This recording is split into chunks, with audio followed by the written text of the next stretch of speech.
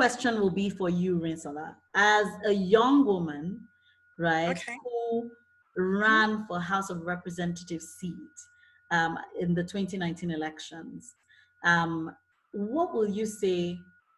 I mean, just take us through your journey, because it's one thing to say, what was your experience like? But I feel like there's so many things that go into a woman deciding to actually run. So if you can just take us on your journey without us obviously having been there, and tell us from your experience if there were any barriers that you encountered. Mm. You know, there are a number of barriers that women, especially young women, might generally face. The general ones, I did experience a number of those. For instance, there were issues with internal party democracy, which is a challenge that I think bedevils not just women in politics. I think it happens to everyone generally. If somebody somewhere high up decides you're not good enough, or you're not what they want, or that you're not quite the kind of person they think would follow orders or do what they want if you do get into office, they could decide that they're going to do everything within their power to frustrate your attempt to actually vie for office. So that I know I experienced. Another issue was violence that I went through. I had been reading about it. I heard a lot of women talk about it, and I actually got to experience that too while I was running for office. The one thing that seems to also be a general issue is the discrimination, especially when it comes to not just being female, but of course, whether you're married or not married. We have a lot of women who have issues with that when they're vying for elective office. But I think, thankfully, to a degree, my people are kind of progressive, so it wasn't such an issue. And probably because I was running for a seat in the legislature and I wasn't running to be their governor, for instance, it wasn't that much of a problem for them. Then another issue that I know I experienced was the issue with funding. Mm. I had quite a bit of money when I was going to run.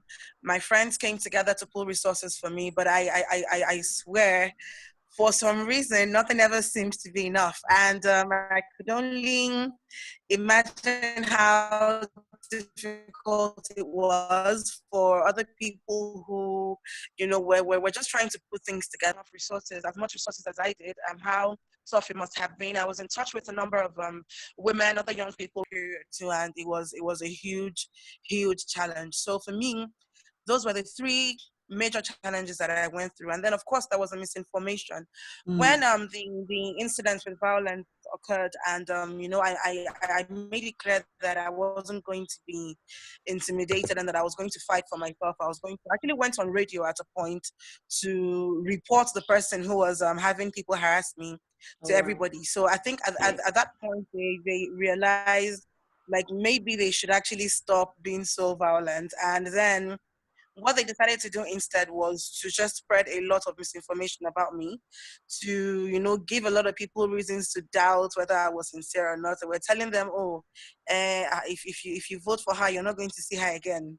She's going to spend all your money on clothes and makeup and Oh my goodness. so we had to do it. And I think the major issue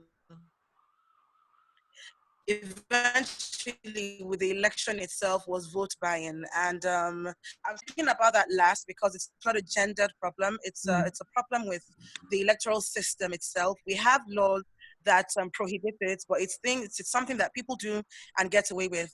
The monetization of our political system is a huge challenge. And when you have a lot of people who maybe have the right intentions, they have their hearts in the right place, but they cannot compete because the system is so heavily monetized, it gives Mm. you an insight into why sometimes we have the kind of leaders that we do. It's not about what you want to do. It's not about how sincere you are. It's about whether you're able to buy votes or not. And that's one very, very big challenge that I think is a huge problem and will continue to be for as long as we do not implement the laws against it and actually make people stop engaging in it.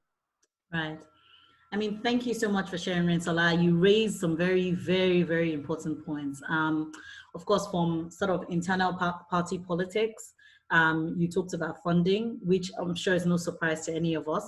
Also talking about violence, which is, like you said, we've also heard about it, but I'm sure it's totally different when you're on ground and experiencing sort of the dimensions of what that could be like.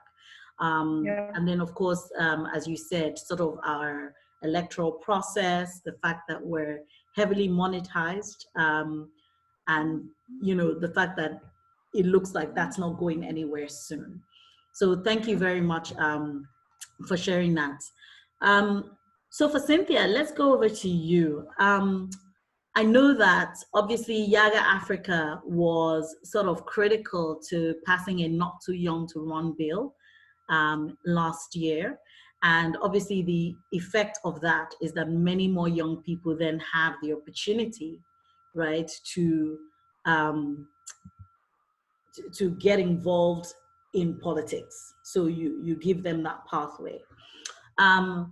But then afterwards, YIAGA then held a town hall, and I know that you also produced a documentary, which was named, had very interesting, 20 winning women lost the 2019 elections.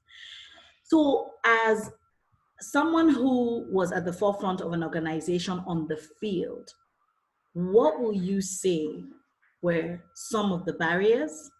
So this question has like multi-dimensions, but what would you say were some of the barriers? What would you say were some of the lessons we learned? Did we win in any way as young women, right? Because that we lost the election might not sort of mean that we lost, if you know what I mean. Because from everything that Rinsola has said, her experience alone is an added advantage to the many young women who want to run. So can you just share from your perspective what that was like? Thank you, and hello everyone. I think Rinsola has actually highlighted a lot of some of the barriers or challenges that young women face. And we had, when we were trying to find, okay, how do we name, what should we give it, should be the title of this documentary? We don't want to keep projecting women as victims or as people who are not making progress or as vulnerable members of the society. So that was what informed the whole title, Winning Women. So 20 winning women who lost in the elections. And that was important for us because for 2019 elections, before the elections, the Not Too Young to Run had been signed into law. And we had lots of young people indicate interest to run for office. Now, however, we did an analysis of youth candidates before the elections, and we found out that amongst the youth cohorts, young men were the majority or the dominant sex when it came to candidates for elections. So we had over 80% male candidates, young men candidates than young females, and it got us worried. It was a bit worrisome. Why? Because the idea of Not Too Young to Run was open up the space for young people, meaning young men and young women. So why do we still have that challenge that within the youth cohort or the youth age, you still have young women not emerging as candidates? However, before the primaries, we had seen a larger percentage of young women who aspired for office. But post the primaries, the numbers dropped. Now, after elections, it was worse. So after the elections, we did a candidate analysis, and we found out that we actually had, so for instance, out of the 20 young people who were under 30 that won the elections in State Assembly, none was female. Now, if you increase the number from 25 to 35, you had over 60 young men, but only 3 were women. Wow. And then if you push it further, you still have, the national outlook. Now, for 2019 elections, the national outlook of elected officials shows that out of the 1,543 elected officials, only 68 are women, barely about 4.something%. So national outlook for women is disappointing. Yes. Now, when you now break it down to youth, you have just 3 women who were under 35 who won the elections. Now, if you go to the Senate, all the women in the Senate are above 45 years. For the House of Reps, the youngest is, we have 3 who are between 40 and 45, none under 40 women in the House of Representatives. So what is this telling us? That within the national outlook, women already are at a disadvantage. Yes. We have lesser percentage of women who contest and even win.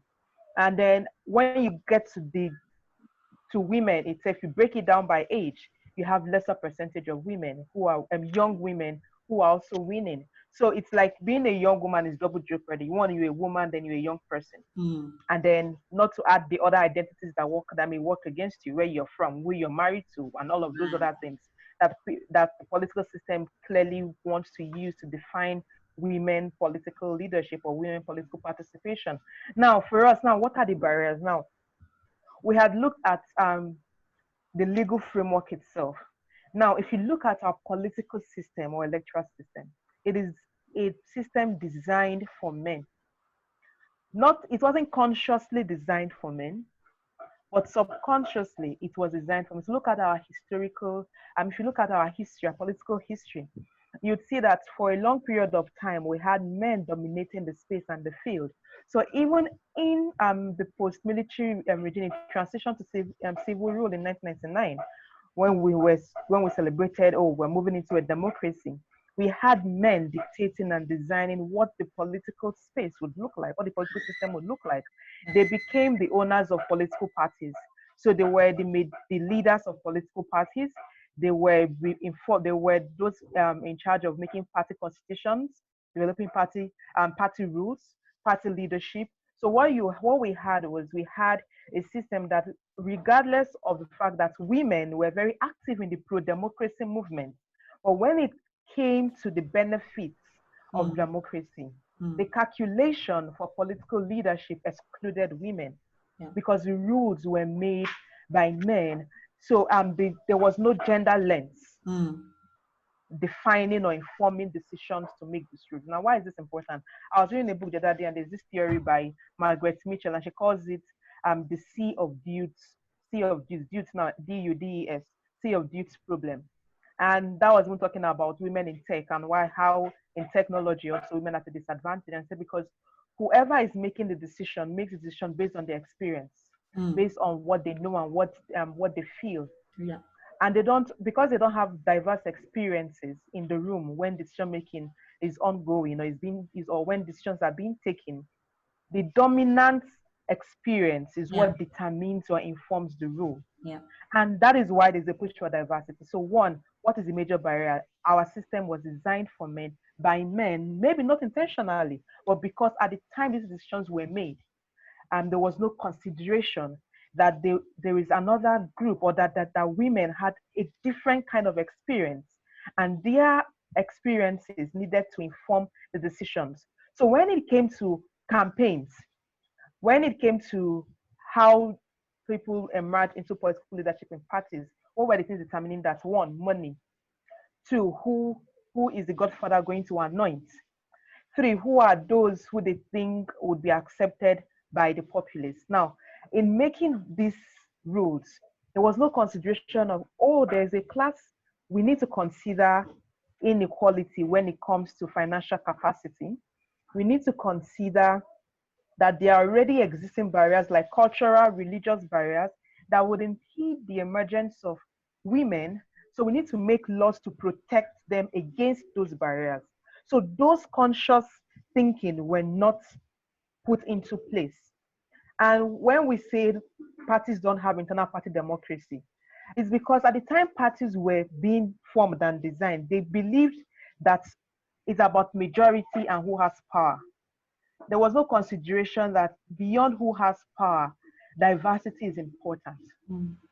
So it became a determination of who is in power, who is favored by those in power, and who would deliver when you go to the field.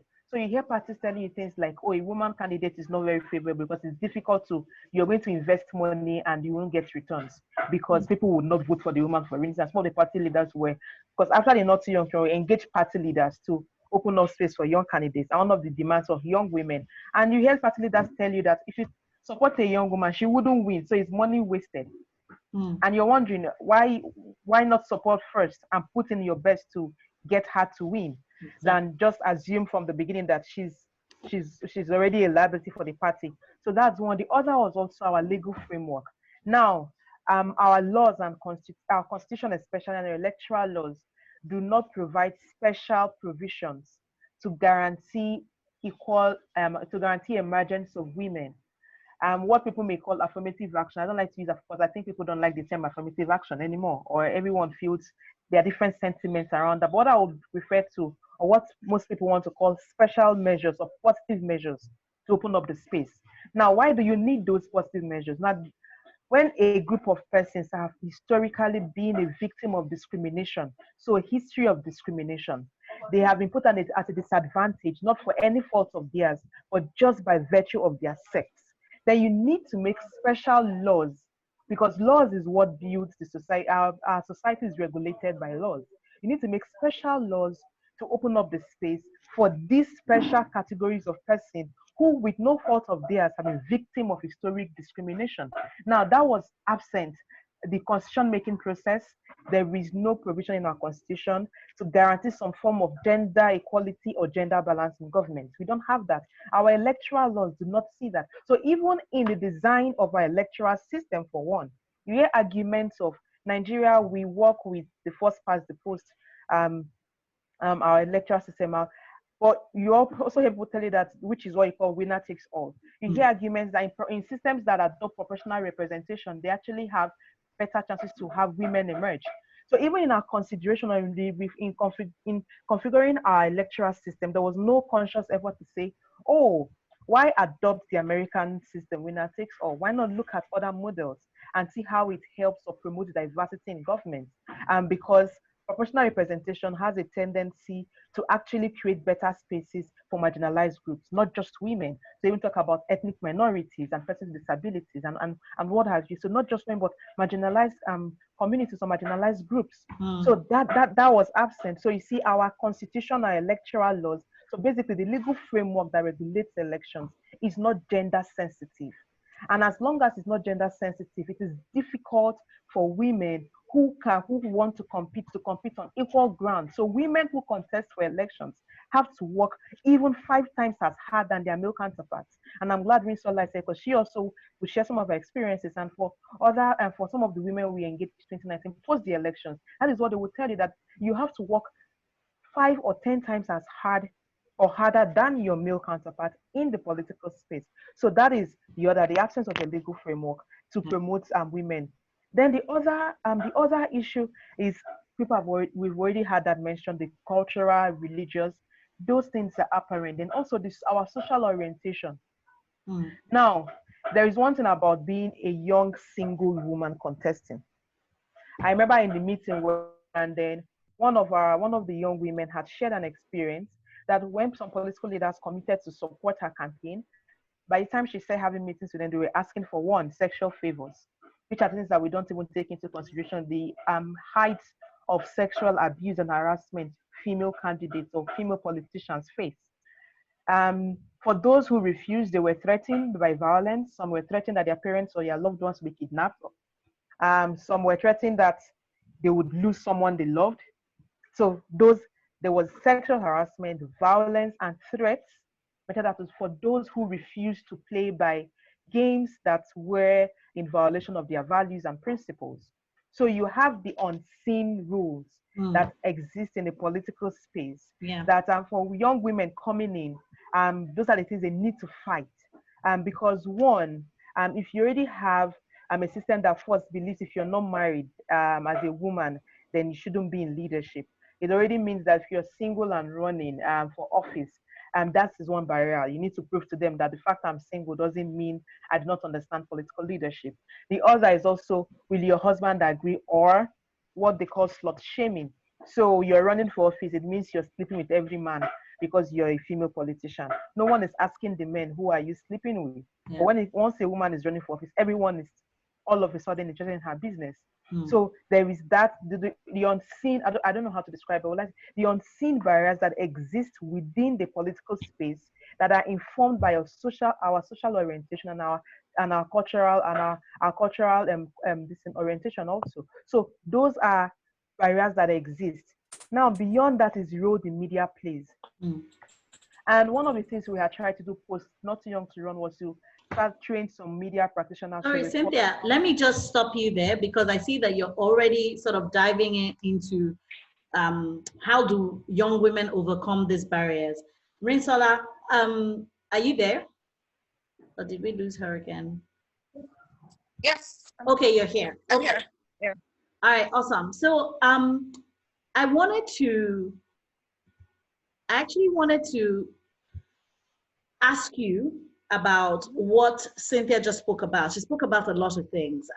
She talked about the systemic failure. I know you alluded to that as well. She talked about the legal framework, which also I know that you mentioned. She talked about violence, but she also talked about things like sexual favors and all of that. But I got something from what she said around, we were only talking about double jeopardy before, which is you're a woman, you're young, but then I see the triple jeopardy because you're a woman in politics. So apparently there's a label for that because you're not good business. So woman in politics almost equals bad business, right? But I wanted to know if you wanted to comment on that before we go into some of your ideas on how women can actually overcome some of the barriers that both of you have already mentioned. I caught her last bit on sexual harassment. There's a lady, she ran, or she wanted to run in one of the northern states, and the reason she couldn't proceed was because her leaders in her party were asking to sleep with her. And when she refused, they got violent. They didn't allow her to participate in the primaries. She wasn't able to buy forms. That's something that you know, older women politicians talk about it, and younger women politicians are also experiencing it. I've had a couple of experiences, but you know, it's a really terrible thing. I think that's just what I have to say about it, and it's something that impacts some women politicians more than others, especially when they feel like you have nowhere to run to, you have nobody to report to, or you don't have a big enough network for it to be a problem for them. So I do a bit of peer mentoring also, and I've had a number of young women complain to me about it, even not running for office at all. And then, of course, there's a stigma that is actually preventing a lot of people, a lot of young women from being politically active, because there's a way they look at you. There was a time I was in one of the southeastern states. We were talking about getting more young women involved, because at the time there was a forum that I headed specifically for young women in politics. And you know, we were talking to some politicians, male politicians now, and they seemed very surprised by the idea of a forum for young women. And one of them actually asked me, he was like, you know, we're more used to having young women as, you know, entertainments. Oh, wow. And conference materials. Yes, you know, they actually refer to young women as conference materials. Apparently, they think the only role that we fit into is that of pleasure when men are busy, and then we're just supposed to be there rubbing their heads and rubbing their bellies when they're done talking. And it's a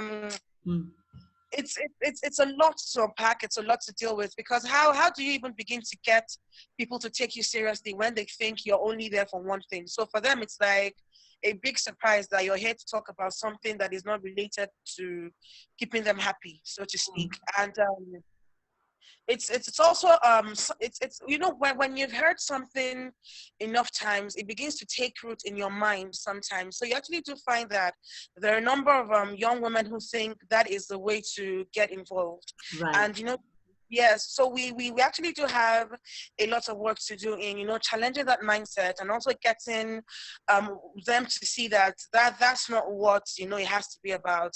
That's not what everybody is about, and that's not the ideal way. It's a very dysfunctional way to approach doing politics, because at the end of the day, you know, that there's something Dr.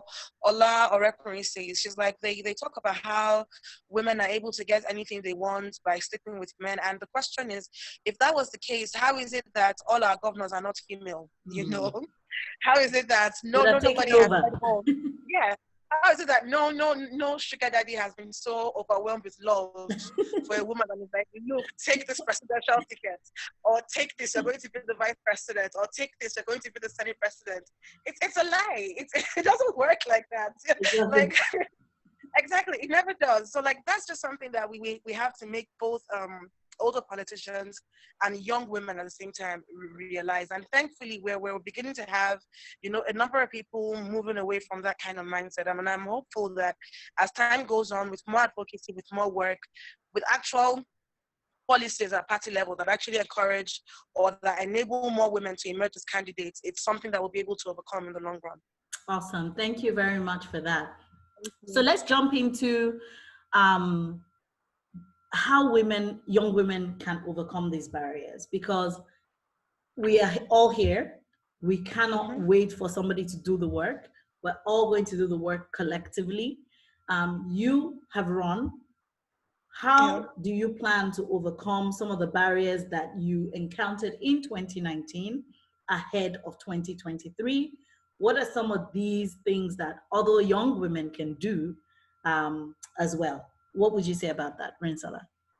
If you ask me, depending on where you are, what you need to do would be determined to a very large extent by where you're from and your politics over there. Politics is local.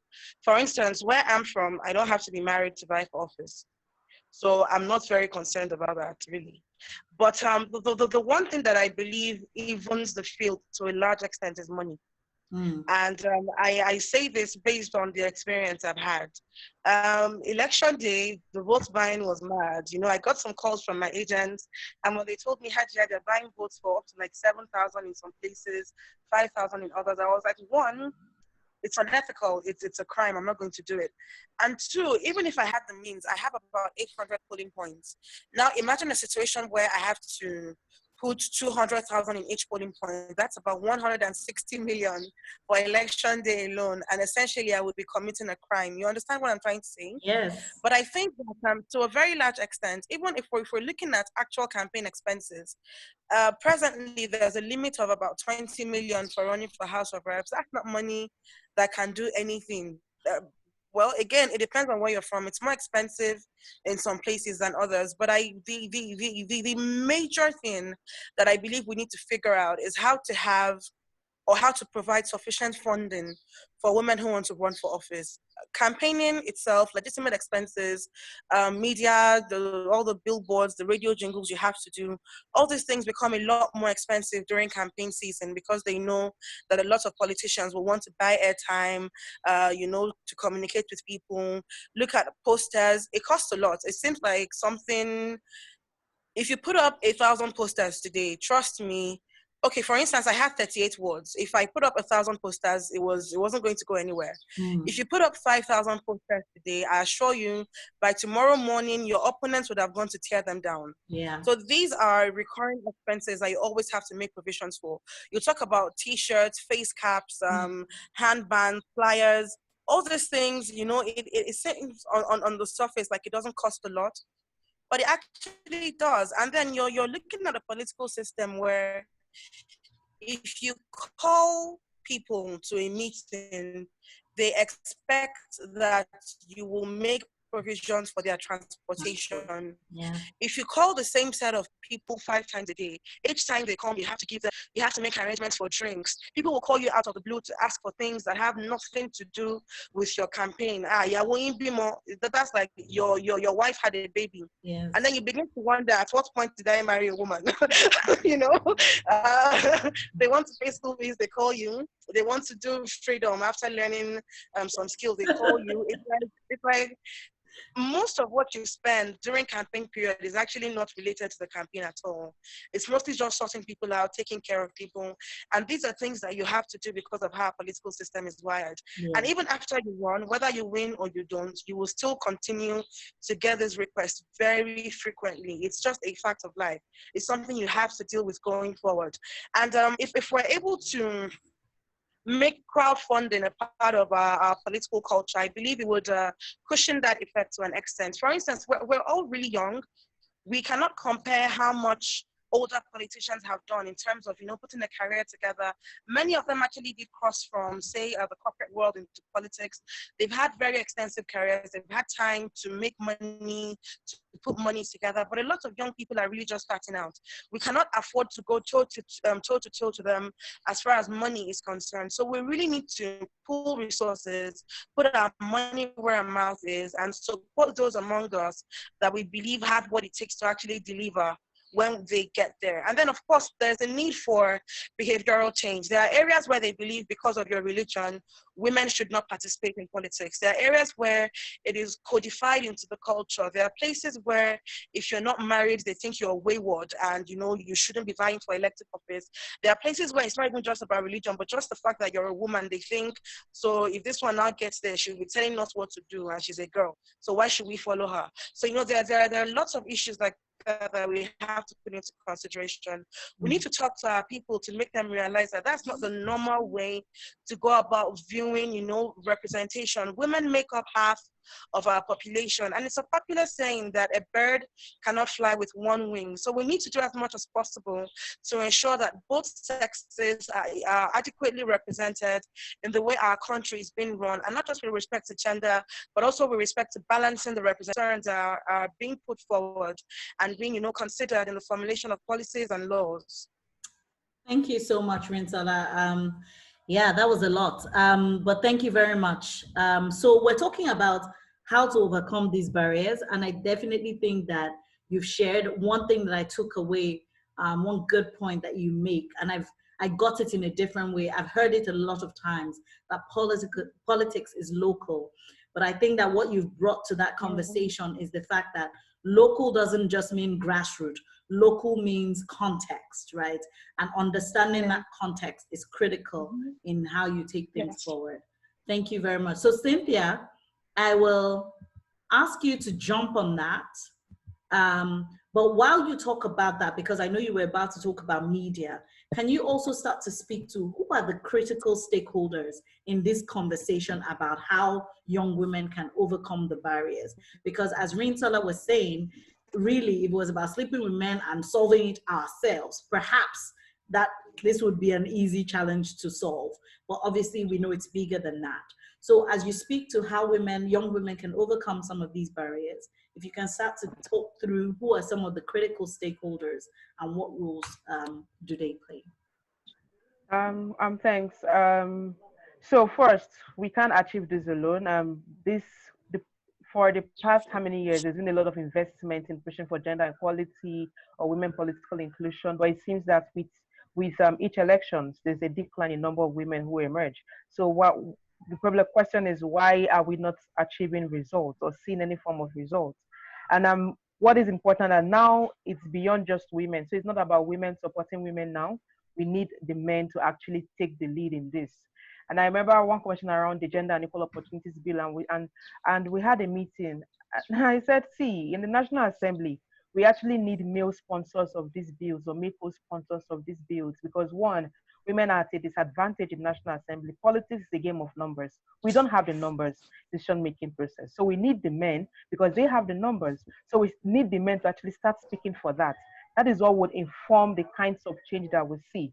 So beyond just young women political participation, it's actually within a larger spectrum of women political inclusion itself, or women, or the fight for gender equality. And because it begins with that, if we can address that, then young women will have lesser challenges than they have currently. So that's having a having diverse voices speaking up for women issues. One, we need our male champions. We need the he for she's. We need those men who would speak to their fellow men to change the rules, which begins with the constitution. There's an opportunity. There's an ongoing constitutional electoral reform. Sadly, the COVID has slowed a lot of things down, but that's also an opportunity to engage. So at that level, we need our laws to be amended. We need the Constitutional Electoral Act to be amended to become gender sensitive for women to actually emerge, because the way it is not about civil society advocacy. You can have all the money you have to contest, and yet you'll be fighting other barriers. So we need that addressed first. The other issue, Rinsola has mentioned it very money. I mean, politics is a game. It's beyond being a game of numbers. It's actually about money. And our the system we operate is a very expensive system, system of government. Our electoral system itself, modeled after the US, is expensive. People spend money for that. And now, what can young women do from now? For me, if you're running in 2023, which is the next general elections, you should have started you should have started working for that before 2019. Because if you don't have the monies to compete against the money bags, which most young women do not have, and you don't have the political power yet, you need to build alternate forms of powers, and you need to focus on new centers of powers. And to do that, you need time to build those alternate platforms or forms of powers. And what do you do with that? Basically, by now, you should be close to your constituency, your constituents in engaging. In fact, in this period of COVID, this is an opportunity for young women who have interest in political leadership to stand with their people now in pushing out information, just as simple as educating people on the dangers of COVID or how you can prevent the spread of the coronavirus, for instance. This, yes, you may not call it campaign, but this is putting your name out there. So you start planning early. So early planning and engaging your constituents, being popular at that level is important. And then we cannot keep pushing for women inclusion if women are not actively engaging the political party system. So we need more women to get into the political parties. We need more young women to do political calculation. Most times, women, we don't take our time to do. See, the men, 2023 politics, they started it 2015. They have started calculating who will go to which seats and which office. They have started negotiating the space and looking for which parties will be in power in my zone. So like what Rinsola said, politics is local. It's also understanding what is prevalent in your context. So are you from the Northwest? Which state in the Northwest? Which party has more likelihood to win the votes? Those are the parties you should go for. I'm all for, yes, open up the space. Let's have more political parties register. We know that newer parties actually give better opportunities for women to emerge and young people. We saw that in 2019, the newer parties actually had better opportunities. But when it came to the outcome of the elections, we still saw the dominance of some of those national parties with national prominence. So in the National Assembly, in the state assemblies, most the women that emerged did not emerge because their parties were women or gender friendly. No, they emerged because for some reason they also ran on a popular platform. So that level of political calculation needs to start going on. In my state, which party has a likelihood to be that party in the next election, and start that building within that.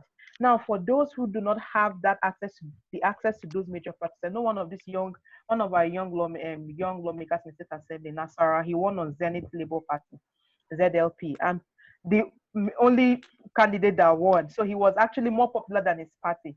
So he said he's been doing a lot when it came to politics. The bigger parties did not want to give him tickets. So he went to the smaller party because he's been so engaged in his constituency for a long period of time. His popularity was what brought him into power, not necessarily the party. So for young women who do not have that access to this big or the dominant or parties with national prominence, you also need to build that social capital. You need to invest in your social capital in such a way that whatever, regardless of the platform you run, your name or your popularity would be what would stand up for you towards the elections. So that's the other, building and investing in your social capital. Then we also need the different, how would I put it, broad or diverse support. We need the women in business to come in. When we see lots of men becoming godfathers, so we need to start having women who want to be godmothers. What's changing the narrative of who godmothers or godfathers are? We need the women in business, in the private sector, to start supporting the women in politics. We need that level of coordination and collaboration and support from those sectors. And even for the civil society, most times, I know some of our young female politicians tell us, we're tired of CSO, we want to just build our capacity. We're tired of capacity building meetings. We don't want capacity building. We want you to support our candidacy. And that is true. So as simple as supporting young women to either access to media platforms, so provide that platform for engagement. We try to do a bit for young candidates to be ready to run TV show channels. But to even push for that was a difficult negotiation to actually get that running, because most times funders will ask you, this is campaigning. We don't want to support campaigns. We want to promote inclusion. They forget that the games actually is quite different. Yeah. But that support to media for women. So be it providing spaces for women to be frequently interviewed, or even women leveraging on social media platforms and on their media networks. So for this barely 2 to 3 years to the next elections, how vocal are you on issues, be it on human rights, be it on issues on poverty or development? At least let people know you just use radio, use TV, be there, just be there. But also for those who want to support for young women in politics, you need to actually build a strong budget to support, even if it's for communication for young women. So when it comes to training of their media personnel on how to project or promote women, training of media practitioners on how to report women and cover women. Or most times you interview a young woman, you're not asking her about her capacity, you're asking her about her skills in the kitchen or how well she is as a homemaker. No one is asking her about what do you have to offer to your people. So there also needs to be that reorientation within the media sector on how media reports women. But it needs a lot of funding, because to get into that space, you need money to get the media guys to come to the table to say, hey, this is how we want you to start reporting women. So that is also something. Then we need to invest a lot in changing social reorientation. Now social reorientation now, that is going to take a longer period of time, because it's difficult to change behaviors and patterns and all of that. However, by showcasing how women are emerging, by showcasing women who are already in government and what they are doing, and then also working with religious leaders and traditional leaders, because these guys actually are opinion drivers and influencers. Whether I would like it or not, when a pastor or a priest or an imam says something, people take it as the truth. If they start speaking for women, then people can start seeing that there's nothing abnormal about women leadership or women political leadership. Yes. So it's also that broad-based collaboration across different sectors and across different spaces. Because this is like a fight, this is a battle, this is a war. The gender gap report projects that to take the world about 99 point something years to close the gender gap. Now, if you break it down to sub-Saharan Africa and Nigeria, it's probably going to take us longer time. Meaning there's a lot that needs to go in changing changing the way the society views or sees women as political leaders. We're okay with women as mothers and homemakers. We are not having problems with that. In fact, we're even okay as women working in government, maybe as staff or working in small businesses. But when it comes to political leadership, that is where we have major challenge. Because I was talking one of our female candidates. Pardon me, I hope I'm not taking so much time. She shared her experience. She ran in Kano for state assembly, and she said when she went to some of our religious leaders, they told her, "Oh, as a woman, you can't be a governor. You can't lead men, because that will be you dictating to men how men should live." And she said, as she had told them, oh no, she didn't. She was not here to dictate to men. That she's not running for governor. She's like, I'm not running for governor. I'm here to represent men. I'm running for state assembly as a representative. And the man was like, oh, are you sure? He said, yes. Now, if you look at the roles of lawmakers, they just represent the people, not dictate to the people. So, and she was saying that she had to use that to convince. Yeah. Now, however, I mean, what she was trying to do was to make her case for the support for the religious leaders to support her candidacy. However, if you want to also look at it, so meaning if a woman wants to run for governor, what argument will she push forward? So, but the lesson for me from that was, one, she learned how to convince. She learned how to be quite tactful in passing her message. And one of the things we need to learn as women is also to start studying and reading. When I say communication now, understanding people's body language and properly investing in understanding the space we operate or work in to bring out arguments that would favor us at the time being. Because whether we like it or not, there will always be arguments that, a woman, I know in the Southeast, one woman that was running for governor, the question was, what will your husband be called? First man or what? When you become the governor. So in different contexts, there are different arguments you need to push forward to sort of help people understand that I'm not running because I'm here to change the whole world. I'm running because I believe I have something to offer and I'm representing your interests. Exactly. I'm here to literally serve you, you know. But it's a whole lot of it's a whole lot of work. And when you talk about the barriers, they've been there. Yeah. And I'm worried they still exist, because the more you see the numbers, I'm glad that also exists. And I think the final point I want to add is the importance of data. Now, why am I talking about data now? If you'd One of the things we've seen is there's a data gap when it comes to issues on women. So one of the things we did post 2019 was analysis on how many women ran, how many won, and we actually have the report titled "No Country for Women," how many women won, and then through a geopolitical zone disaggregation to have an idea, okay, where are the zones where it's more difficult for women to emerge. Then also an age disaggregation by zone, so which zones have more younger women emerge, just to see what data. So for women running, if you know that my zone for the past 10 years we've not had women emerge, then you know you have more work to do. And if you know those who have emerged, you know how to engage with those women that are emerged, and how did they win the elections, so also providing data to show us how women are winning, where they are winning, and how they are representing us. So we don't even have a lot of data on women that have been in government, some of their policy reforms or policy decisions that they've taken. You know how you have some policies tagged by certain people, Yes. you call this person, those kinds of information, which is still a bit lacking. And also documenting experiences of women. It's still a few groups that are still documenting experiences of women, for younger women who want to run, to learn from those experiences. So for those in government, also sharing their stories. How did they contest? What were the lessons? And how do young women learn from that? So I think it's also important we start investing a lot in data to close that data gap when it comes to women political representation and inclusion.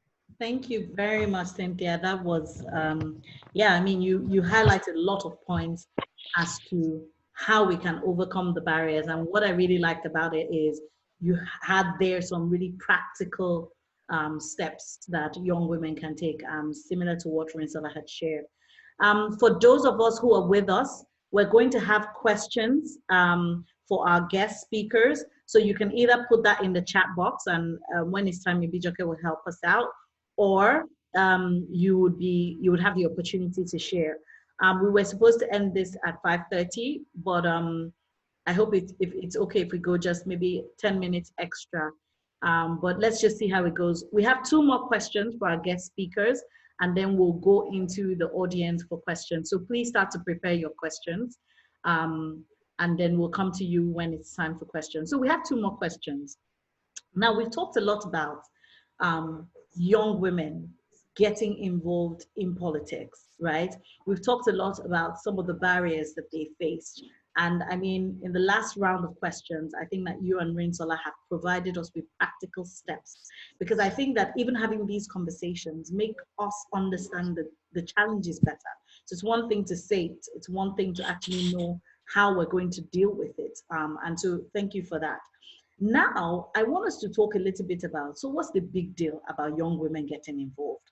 Can you speak to some of so Rinsola, we'll start with you. Can you speak to some of the benefits of why, so what's the real deal about why young women, is it just to occupy space and time? Or are there real reasons why we should have women actually get involved and in political leadership? So Rinsola. Okay. My network is really bad. I hope you can hear me. Yes, I mean, you can okay, go up so the in conference, women. Okay. All right. Can you hear me? Yes, we can.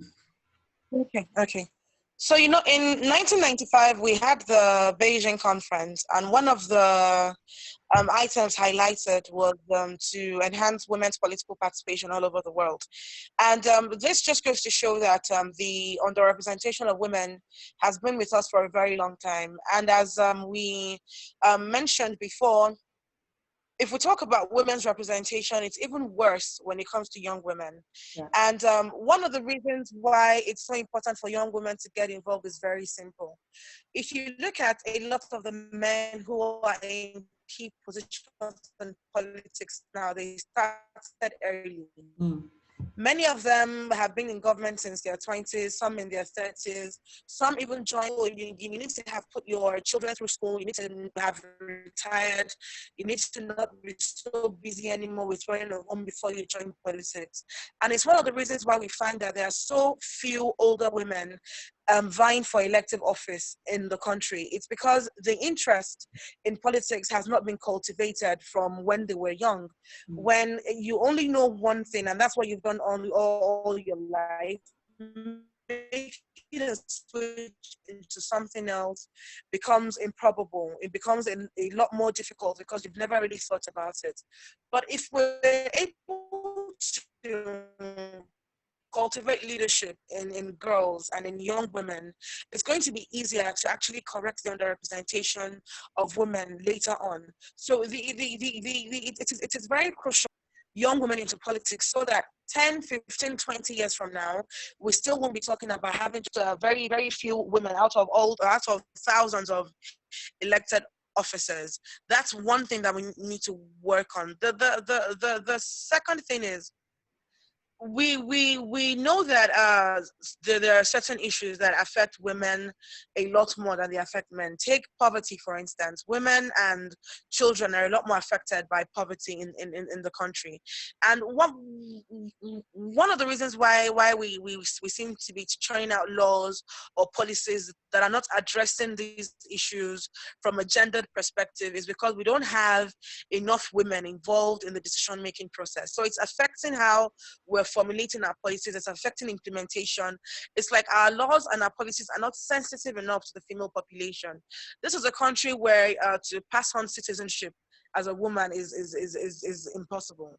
This is a country where if you're a woman, you're a police officer, you need to get permission to get married. And then the things that seem little but are not little at all in the scheme of things. It's like the Constitution alludes to equality, but then it contains a lot of clauses and provisions that make it very, very clear that women are not considered equal citizens. And if we have more women involved, these are things that I believe we'll be able to tackle because, you know, we'll be speaking up for ourselves.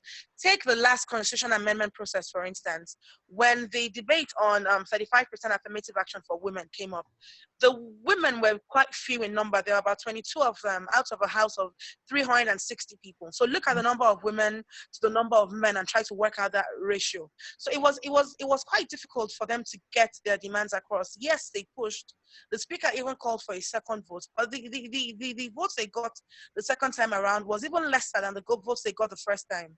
So it's a lot more difficult to get these changes to happen when women don't have the kind of numbers that they need to actually get these changes to go through. So young women, we have the youthful exuberance. We have we're very passionate about this thing. When you have young people in a space, the older people will bring their experience. We will bring that fire, the desire to want to see things happen right now. So we need to also have that balance in women's representation with respect to age distribution. And I believe having more young women involved in the process will go a long way to helping us achieve that.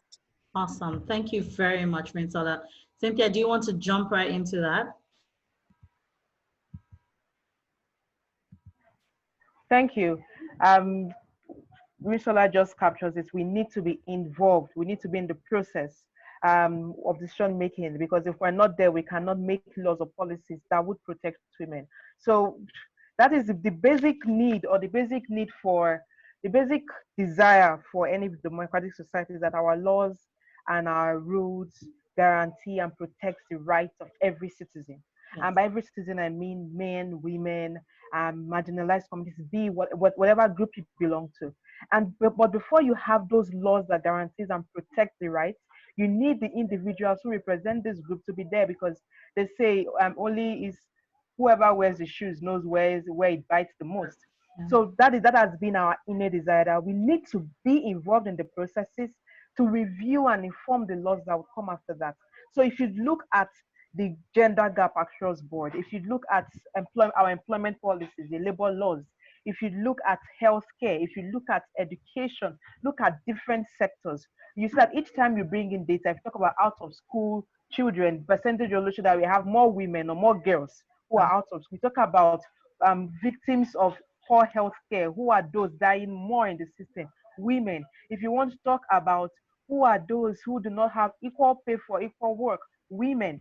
So and why has this existed? Because when it comes to where political decisions are being taken, where the laws are reviewed in National Assembly, for instance, state assemblies, where the laws are made, we don't have the voices of women to inform the reviews of laws to protect women or to guarantee the rights of women. So one reason we need more young women to emerge, not just women, but even younger women to emerge, is because we need our laws that would protect women today and our daughters of tomorrow. We need to make laws that are futuristic in nature, laws that would capture and understand the challenges of women, our current realities, and how the society can protect women. So if you look at the increase in the sexual harassment, gender-based violence, and all of that, if you had women occupying critical positions, you would have had systems that would protect and guarantee the rights of women and protect women from provide a safer space or safer world for women. So that is the major thing. We need to be involved. Now, the other thing is that society in itself is not represented by one sex, because if you talk about who are those, if you go out, even let's take it as far back as creation. When you talk about the Christian faith, to talk about when God created animals, male, female, every male, female. There was the consciousness in ensuring that the world was not dominated by one sex. Yeah. So it's actually an innate human desire that when it comes to government, the face of government should reflect the society. Yes. So if we see a government that, if I talk about the Federal Executive Council and I see all men, National Assembly men, what you're trying to say that the world or Nigeria is a society of men, there are no women. So the second thing is, just for representation's sake, we need women there to reflect the society. So that is the second. The other point is the fact that governance, it's the dividends of democracy cannot be achieved if there are no diverse views reforming the processes that would deliver democracy and development to the people. Now, there is beauty in diversity. So when people talk about, oh, Nigeria is multi-ethnic, and they say, oh, there is no form of affirmative action, I argue that we have federal character for a reason. Why do we have federal character? To ensure that across the states, across the geopolitical zones and ethnic groups, that there is representation. Yeah. Because there was a tendency for dominance of one ethnic group over others. So there was that intentionality to put in federal character. We will have a federal character actually put that in every appointment. So gender or women inclusion is also a form of federal character. Maybe not call it federal character now, but it's also to ensure that there is no dominance of one sex. Because we know that when there is diverse opinion, when there are diverse ideas, what happens is, one, if I see that my voice is represented, it's easier to accept decisions that are made, because in my mind, someone is there representing my views. So it also creates some of social cohesion. So diversity in itself, beyond promoting dynamic laws that meet diverse needs in society, it also promotes social cohesion, and it also promotes national unity. Because what you have is, you're going to start having people who would look up and see themselves in government. And there's nothing hindering me emerging if I want to emerge. You understand? So it's also about that desire to ensure that there is social cohesion, there is national unity, and that the laws that are made or that policies that come out actually inform and influence women and protect women. There was this story of Abigail Adams, if you remember, the wife of Adams, the wife of the American, I think was one time dissing President John Adams, when they were after the independence. And this was as far back as 1776. She had written to her husband, and she had said, because then they were going to negotiate the new constitution, and she had made something say, I desire you would remember the ladies and be more generous and favorable to them than your ancestors. Do not put unlimited powers in the hands of husbands. Remember, all men would be tyrants if they could. Now, this was as far back as 1777. Now, she wasn't saying that men are natural tyrants. It just means that when you have over concentration of power in the hands of a few, it affects the way they engage. Because now there's so much power. It gives you that God mentality or the Messiah mentality. You start feeling like, oh, I have power to do and undo. And that is what has happened over a period of time, that those who have occupied power, offices or positions of power, have been men. So it was easier for them to abuse and use powers in ways that did not protect women. So it's also about balancing power, Yeah. because when you have over concentration of power in the hands of a particular sex, what that does is it also creates the tendency of more tyrants occupying spaces or positions of power. And if this was an argument in 1776, which is 2020, it's still very, Relevant. yeah, very, it's, because what we have is when we have more men occupying positions of power, it sort of closes their minds from the challenges women would face, because they've been in power so much. They've only seen the favors and benefits of power. They have not seen the disadvantages of not being in power. So they do not understand how power affects people or has diverse impacts on people who do not have access to power. So you Absolutely. also do not want to create a long period of tyrants dominating the space, not because they were born to be tyrants, but because power in itself corrupts absolutely. Absolutely, they say absolute power Correct. corrupts absolutely. So that is also something why we need more women there, because you need to balance the space so that we don't have more tyrants in power. We have people who would understand the importance of having of the importance of sharing, because Yeah. what we have now is men. That's why when you talk of gender equality in the National Assembly, all of them men see it now as a threat to them. So when you talk about gender equality, more men think this is threatening us, but we're saying no.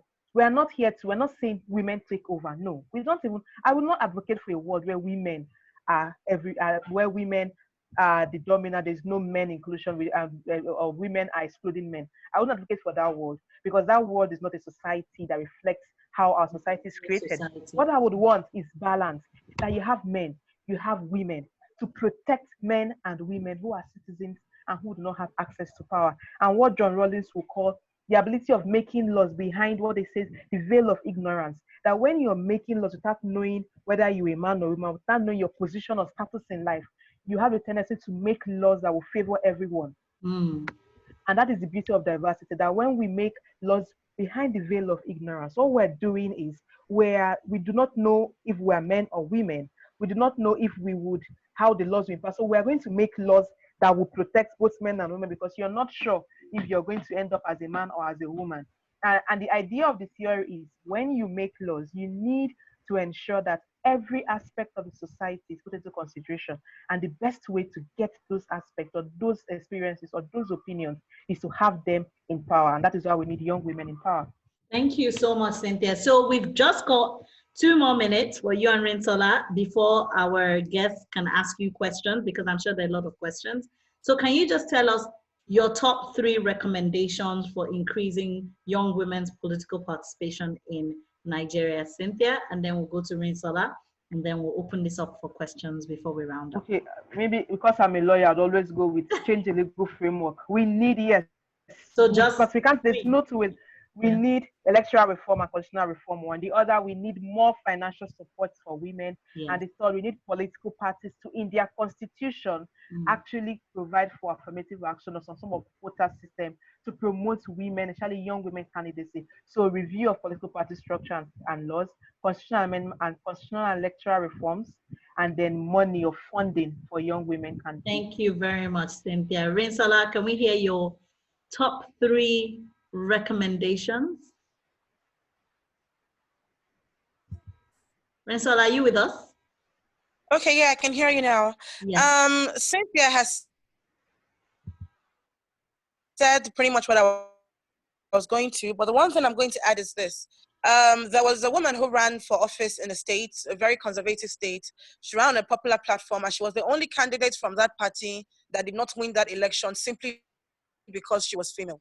So I think one thing we also need to invest in is behavioral change communication, especially in areas where they have some very strong discriminatory practices against women, especially as it concerns political participation. Great. Then, Thank of course, you. she has mentioned funding, legal framework, Yes. party policies, very important. Yes. Great. Thank you all so much. Thank you, Rinsola and Cynthia. So we're going to open it up for questions now.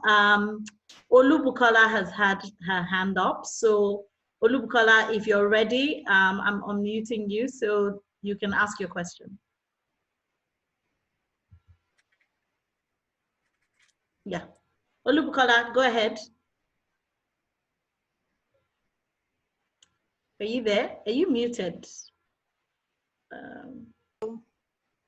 Hello, can you hear me? Yes, yes, we can. Thank you so much for the webinar. Thank you, Cynthia. Thank you, Rinsola, for all you've said and your experience sharing. Mine is not really a question directly, but I just have a couple of things to say. Talking about monetizing elections.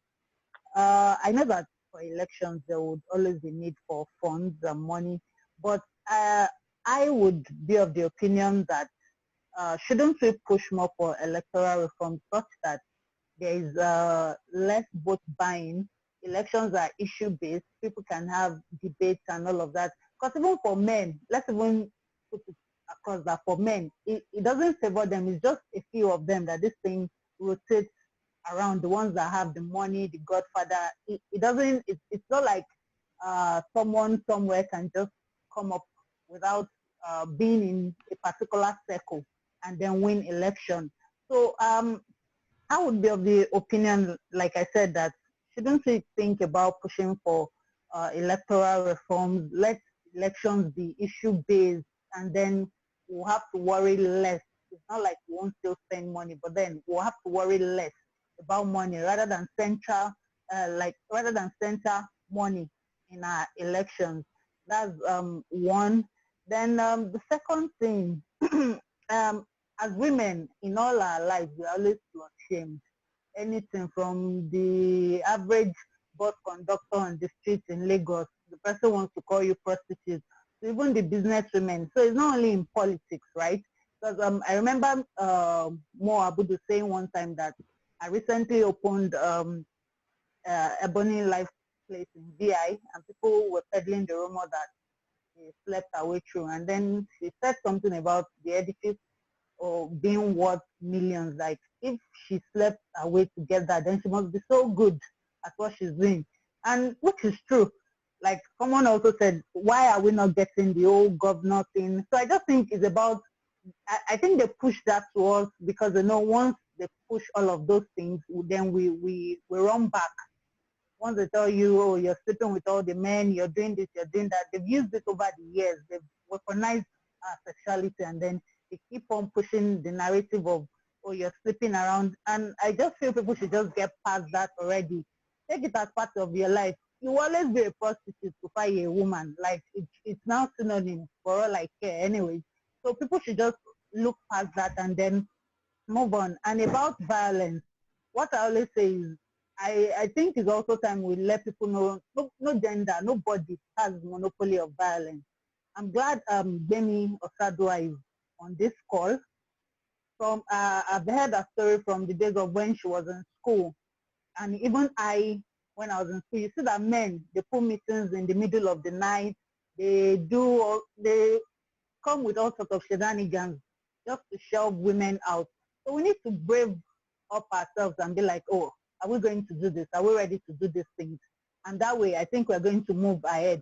And when women, it's not actually that women don't get involved in politics, but you see that when women enter party structures and all those things, they prefer to go and settle for women's wing, go and be women's leader. Why are you not part of the National Executive Council or what's all those things they usually have? You see, they're not gunning for the chairman of the party chairman. They're gunning for women's leader or something of that nature. So it seems that like they created a women's wing, or most parties usually create women's wing to distract women. Yeah. Because it is these women that are even popular at the grassroots. They will have more followership than some of those men in those parties. That's Yes, correct. they go and settle. So I think we should push the narrative to women. We should sell a different narrative to women.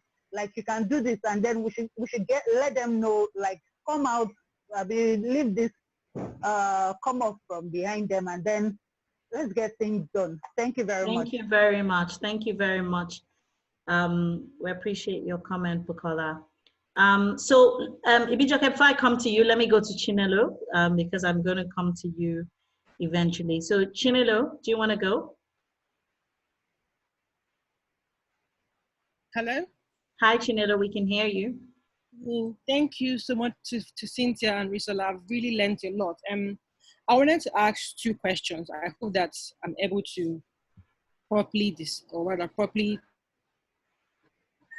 say my thoughts, how it's said. I think the first one is, we keep talking about how women can get into politics. In politics, we know that politics is a game of interest. How are we presenting our needs to this? Are we tackling, are we saying, okay, how would I feel now? Basically what I'm trying to say I think, yeah, go ahead. I can help you. I think you're saying, what are we bringing to the table? Because oftentimes when men negotiate, they negotiate to say, you know what, bring me in and I'll do X and X for you. Or Exactly. Are we translating desire to be on the table for them enough to them, rather, for them to see what it would benefit them? So that's one. Then secondly, why do we even have women wings or youth wings in political parties? Doesn't that sort of limit the woman's ambition, so to speak? So once she knows, okay, there is a women's wing in the political party, that's where all her ambition is. So taking that out, would that not sort of create a bigger, a leveling field, and then also for her to have something higher to aspire to? Thank you very much, Shinedo. Thank you for that. Ubijoke, do you want to go?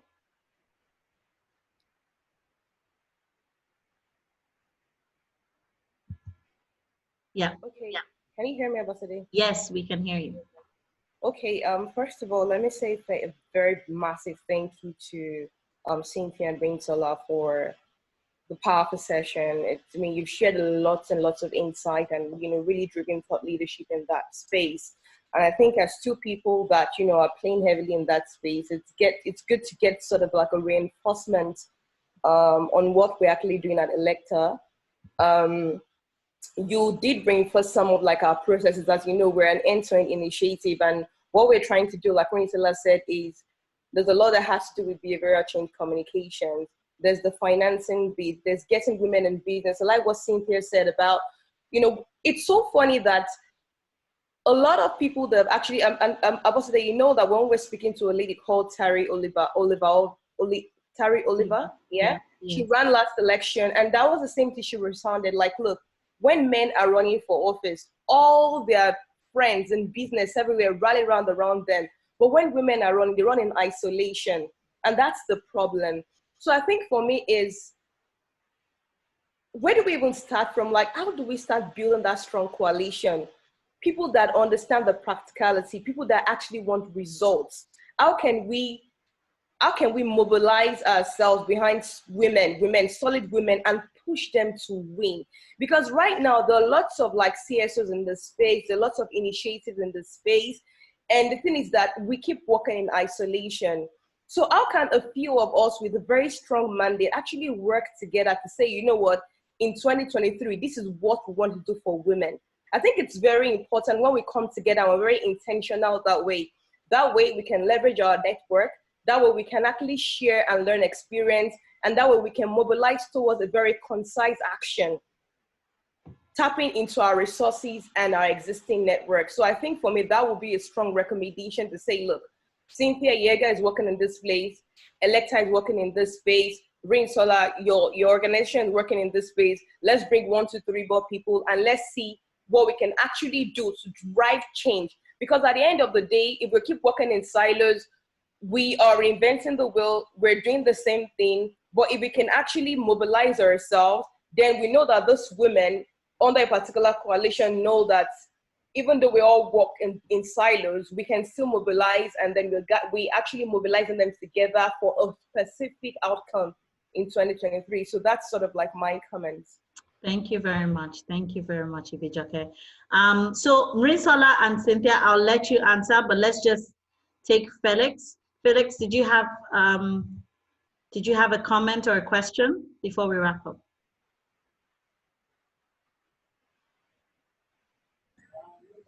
Hello, Hello, good evening, everyone. Good evening, Felix. Okay, thank you very much, Ibijoke and the other host, Cynthia and Rinsola. I really appreciate this presence. Well, I just have a comment, not really a question. You know, last year during the 2019 election, I remember I found myself in a public space, like a public vehicle. I was going somewhere and I had some persons arguing about some of the women running for president. That how can a woman be the president of Nigeria? So I picked up interest in the discussion. I asked them, what makes you think a woman cannot be president of Nigeria? They said, what will happen to her if she's pregnant? Very silly. Yeah, that how can you imagine a pregnant woman being the president of Nigeria, or maybe she won't be able to manage her home and all those things. So my take on this is if we really want to drive inclusion of women in leadership and decision making in Nigeria, we have to work towards number one, orientation. If we can work with traditional and religious institutions, that will make these people understand the reasons why women inclusion is important. Secondly, if it's possible for ElectHER and relevant partners to come together to sponsor bills that will influence policies to enhance participation of women. We are not saying that give women a chance because they are women or because they are underrepresented. No, we are saying that let the ground be a level playing ground. Give them opportunity to compete fairly and let it be based on their ability.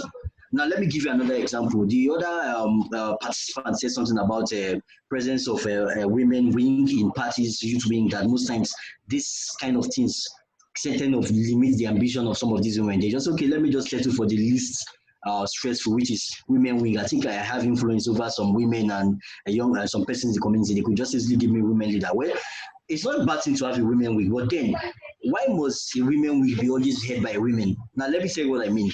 The Minister of Women Affairs mustn't be a woman. A man can actually be a Minister of Women Affairs and still do very well. And a woman also can be a Minister of Power Works. See that ministry? Some people think it's the most difficult ministry in Nigeria. The one handled by Babatunde Fashola. Who told you a woman cannot handle that? If we have a woman that has shown expertise in maybe previously either as an engineer or a relevant portfolio, she should be given the opportunity to compete fairly with other men, and the government or whoever is the deciding body will choose the best among them, irrespective of their gender. And for us to attain that, we have to advocate for this. If we can work towards sponsoring bills so that the government can see how relevant this is, and also work with religious and traditional institutions that will encourage women inclusion. That's my take. Thank you very much. Thank you, Felix. Okay, great. So, Rinsola, do you want to respond before we wrap up? Yeah, so I've noted a couple of things, and there were a number of recurring issues, like the issue of women's wings in political parties and how it limits women's ambitions. As someone who has had a bit of experience with official political party system, the first thing I will tell you is it's not only the women's wing that limits women's ambitions, and it's not even only women that it affects. For instance, everybody knows that in the major parties, it's the governors that fund them. And usually there are zoning arrangements regarding who gets to occupy what position. So even if you want to vie for an office and it is zoned outside of your state or outside of your region, there is nothing you can do about it. Also, he who pays the piper dictates the tune. If a governor who has a particular position zone to his state decides this is the person who is going to occupy it, if you go ahead and run, you're not going to get a lot of votes, and that's just the truth. So there is also a need for us to understand how the political party system itself works, and if you're going to be in one of the major parties, to survive it or to be able to emerge, so to attain a level of relevance, to attain some visibility, there are certain rules that you just have to play by. And I think that's the one issue that a lot of people seem to not be aware about regarding how mainstream or popular or very established political parties run. Another issue is about building a coalition. Yes, it's a very, very important part. You find that when the key men run for office, they have support of all their friends, a number of whom actually, support people across party lines. It's important for women to do that also. But we also have to remember one thing: women are not as economically empowered as men are. So those of us who have some more resources at our disposal, who are able to commit to things, financially, we need to begin to get each other involved, perhaps set up a fund, put something in there. So you need to identify allies across groups, not just women alone. We have men who are also who also believe in the need for equitable representation for everyone. So as much as possible, bring allies and women together to maybe begin to pool resources as far as funding is concerned and building a coalition. We also have women across sectors. WIMBY's in politics. They now have the WIM poll. I was at one of the events a while back. So I think it's the consciousness is growing, and it's something that we can only encourage across other sectors too. Then on centering money and the need to, push for laws, push for regulations, as it is with the current electoral act that we operate in this country, vote buying is not allowed. So despite that, it is still a problem. So I believe that the problem with Nigeria, not just with respect to elections, is not a lack of laws. It's whether or not we implement them. It's about who is breaking the law and who is choosing to implement it, and whether they implement it across board. Exactly. So no matter what we put, for instance, yes, we have funding limits for different offices, but I can tell you that no serious candidate is going to go into a House of Reps election with just 20 million and think it would be enough. It will not. There is nothing you can do about it, unless maybe you have somebody funding you. And even in that instance, that person will spend more than that 20 million to ensure that you win. And that's another issue, because they're not supposed to spend more than 1 million for another person's election. So, it just gives you insight into how we have a lot of laws that nobody is really obeying. And these laws on their own, they are not very feasible. And then it seems like as a people, as a country, we're paying lip service to enforcement. So it's not, we can put anything, I keep saying it, we can have the hosts of heaven draft us an electoral act. But as long as we are not staying true to enforcing it, nothing is going to change. That's just the truth that I think we need to come to terms with. Yeah. Then I think for now, that's about it. I think Cynthia will handle the rest. Thank you so much, Rinsola. Cynthia, do you want to quickly respond to a few of those? She said something, we can have the host of heavens drafting our laws, but it's not about the laws, it's about the enforcement, which is true, because we actually do have some of these acts criminalized in our laws, but we don't have that enforcement. However, there's still an opportunity within the electoral reform process, and like one of the speakers, I think Chinelo or so, I can't remember the first person who mentioned that, yes, we need to do a lot more in that. I know there's actually a bill before the National Assembly on the Electoral Offences Commission, and which is also something that people believe, or we believe, that if we have a separate institution responsible for electoral offences, then we can start curbing impunity in the system and in the process, in the electoral process. So that is one. There's a lot that we need to do with respect to that. One of the proposals in the electoral amendment bill is also to put a limitation on how much parties can charge candidates for nomination. So how much you can charge for nomination for different offices. There's the proposal already in the Omo Agege's bill sponsored in the Senate, and there's also that convention in the House of Reps. So there are actually opportunities in the reform process to reduce or curb the influence of money in the political process. However, enforcement is what is important, because it's one thing to have the laws, another to enforce it and ensure that people actually respect the laws and that people actually self-punishment when they're in violation of that law. So that is, that's one. The other on women, I do not have a problem with women leader position. I don't have a problem with that, but I do agree that we need more women to start vying for positions. Now, however, that is us trying to believe that women are not vying for other positions in the parties. I'm sure Rinsola can testify to the fact that we actually have women who vie for other executive positions in the parties, but they are not winning. There are several things working against them, and that is one of our proposals, is also to amend. There are several bills we're trying to push, working with different stakeholders, to amend specific sections of the Constitution that mandate parties to ensure that there is a percentage of women in the executive bodies, and that there is gender equality within the executive bodies. So when it comes to party congresses, that gender equality is one of the principles that they must uphold.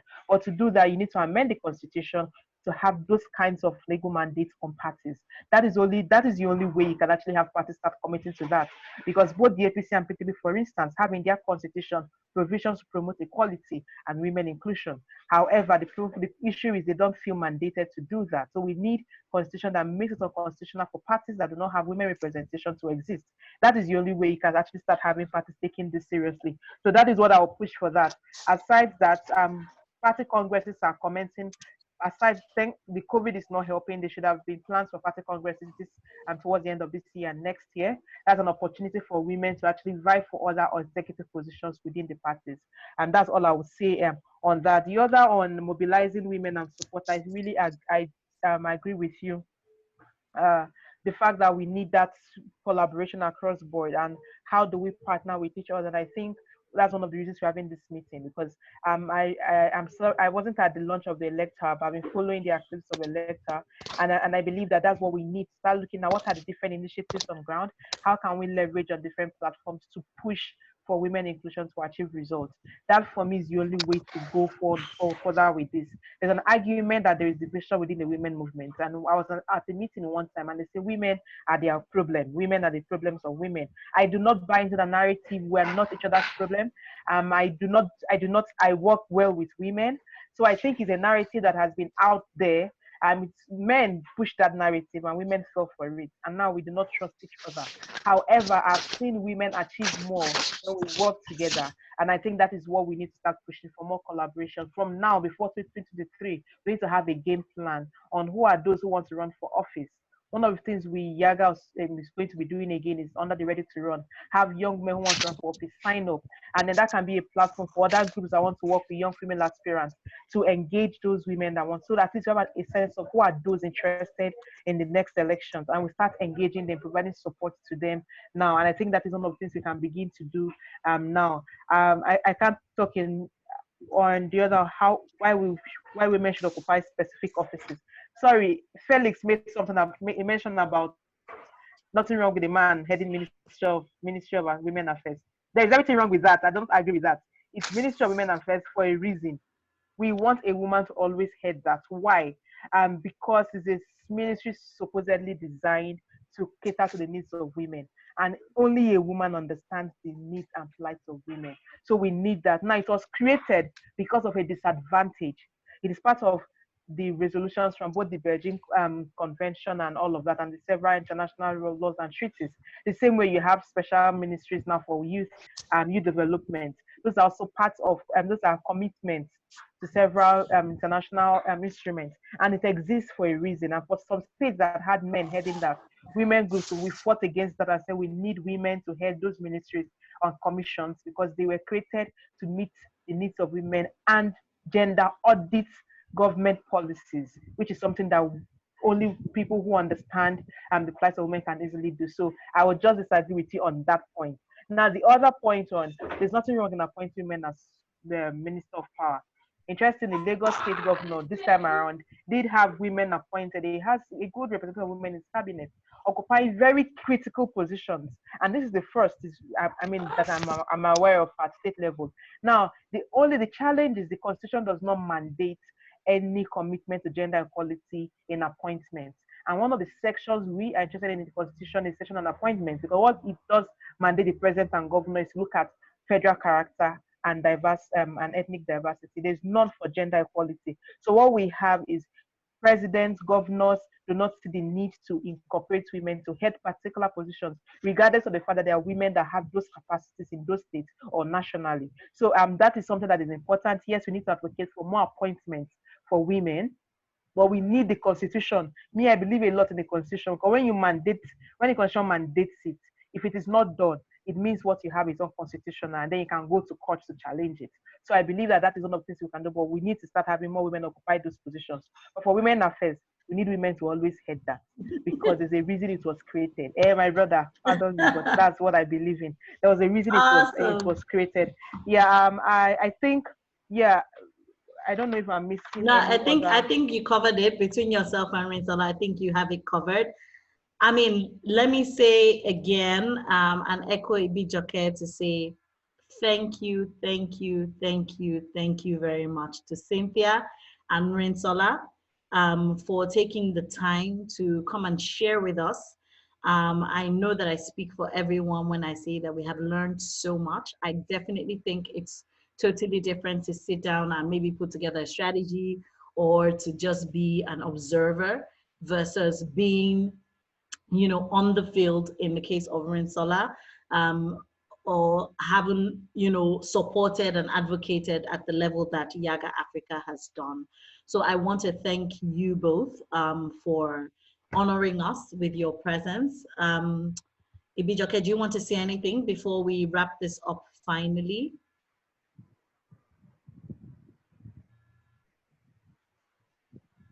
Ibijoke, are you there? Oh, nothing. I think it's just been a very fantastic session. It's been very much knowledge driven, and I mean, we do look forward to obviously partnering with YIAGA. I love what Cynthia said about Ready to Run, having women sign up, because one of the models, if you recall, Abasade was like, you know, so we have the engage, encourage, equip, and enable. And under equip is we are looking at capacity building, both online and offline, right?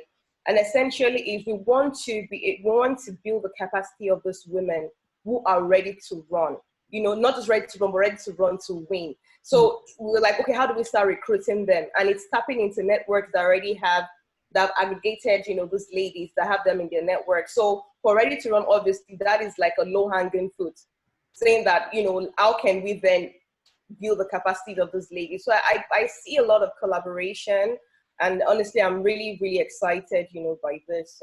Yeah, that's just what Thank you very much. And I mean, Rinsola and Cynthia, people are thanking you you. guys. They're giving you thumbs up and all of that. So thank you so much. For those of us, I hope everybody follows ElectHER. We're ElectHER NG on Instagram, on Twitter, on Facebook. We also have a volunteer community that I encourage you to join as well.